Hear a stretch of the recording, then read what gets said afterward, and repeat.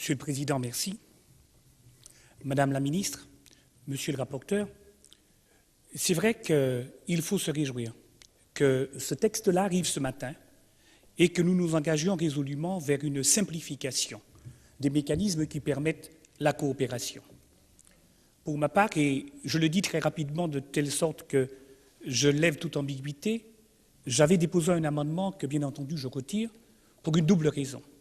La première, une raison de célérité, qui obéit, n'est-il pas vrai, Madame la Ministre, après notre court entretien, au souci de faire en sorte qu'il soit voté dans les mêmes termes qu'au Sénat, pour permettre que très rapidement la situation d'urgence que nous connaissons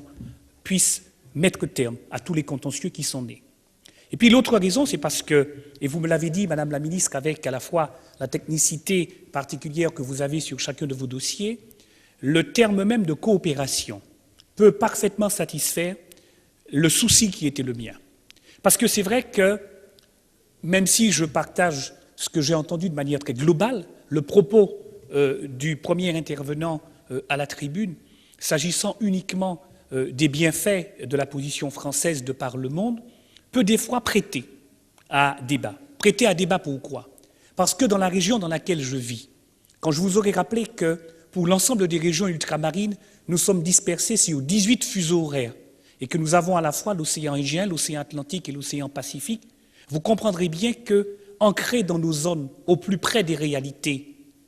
de bon voisinage, cela nous impose aussi une certaine forme de coopération qui dépasse uniquement l'idée d'une aide au développement, mais qui est à la fois dans le donnant-donnant, dans le gagnant-gagnant et dans le partage. Je veux citer ici à cette tribune deux exemples. D'abord, avec les médecins cubains, l'hôpital du Lamentin, la ville dont je suis l'adjoint au maire, nous avons pu mettre en place en chirurgie ophtalmologique une coopération qui est telle que ça nous permet de résoudre de grosses difficultés opératoires grâce au concours et à la pratique en matière de santé des médecins cubains qui ont un haut niveau de compétence. Un deuxième exemple, qui peut lui être tiré de ce qu'on pourrait appeler l'aide humanitaire. Eh bien, dans ce cadre-là, nous avons reçu il y a moins d'1 an la présence d'un haut fonctionnaire cubain en charge de la sécurité pour l'ensemble des provinces nord de Cuba et qui est un intervenant auprès de l'ONU et qui a pu, avec nous, Ville du Lamentin, vérifier tout le process que nous avons mis en place en matière de cataclysme cyclonique, mais aussi en matière de risque de sismicité. Or, Dieu seul sait si la zone dans laquelle nous vivons actuellement peut demain connaître un séisme de magnitude très, très, très important. C'est vous dire à quel point, dans le cadre de ces relations-là, nous ne pouvons pas uniquement restreindre cette coopération sur l'idée d'une simple aide au développement, mais véritablement une coopération beaucoup plus large et un véritable développement. Alors c'est vrai qu'il faut se réjouir que le texte d'aujourd'hui, s'il ne fait pas disparaître les coopérations qui pourront se faire au titre de l'intérêt local et sur lesquelles on pourra toujours revenir, offre une perspective beaucoup plus large, puisque ça permettra demain de pouvoir le faire dans des conditions qui ne puissent pas prêter à confusion. Encore faut-il souligner que nous, les départements d'outre-mer, nous avions déjà un avantage sur nos collectivités métropolitaines. Cet avantage, c'est vrai, était né à la faveur de la loi de 2000, il s'agissait de la LUM, et avait permis,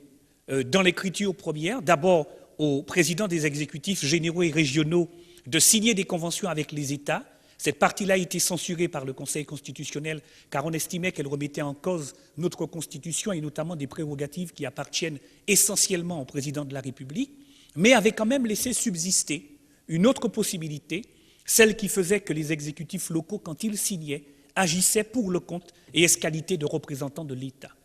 Il faut donc se réjouir, Madame, de ce que l'initiative de Michel Tolière permette à votre ministère de nous proposer un texte sécurisé beaucoup plus large. Et je crois qu'aujourd'hui, il faut non seulement s'en féliciter, mais vous dire qu'il n'y a aucune difficulté pour que nous puissions le voter à vos côtés. Et je rappelle pour terminer, parce qu'il me plaît à le dire et à le répéter, que le 6 avril dernier, c'est de vos mains que le maire de la ville du Lamentin, de la Martinique, devait recevoir dans le cadre du programme Urbal un prix de sensibilisation à la coopération internationale. Il s'agissait d'un partage de jeunes lamentinois avec 4 autres pays de la grande région Caraïbes, puisqu'ils avaient mis en place le budget participatif aux villes de ces différentes régions. C'est vous dire à quel point, pour nous, cette coopération est essentielle et doit permettre demain que sans doute ici, nous puissions, je termine, Monsieur le Président, inscrire, en posant la première brique de ce que moi j'appelle de mes voeux une grande loi de la coopération internationale qui nous permette de dire heureux qui, comme Ulysse, sans doute a fait un long voyage, mais riche de tout ça, peut-être que demain, Madame Fernet, en région Caraïbe, une conférence des ambassadeurs de cette région à la Martinique ou à la Guadeloupe qui nous permettent, au plus près de la réalité de notre grand voisinage, de faire en sorte que l'image de la France soit encore plus belle et soit encore plus rayonnante. Merci.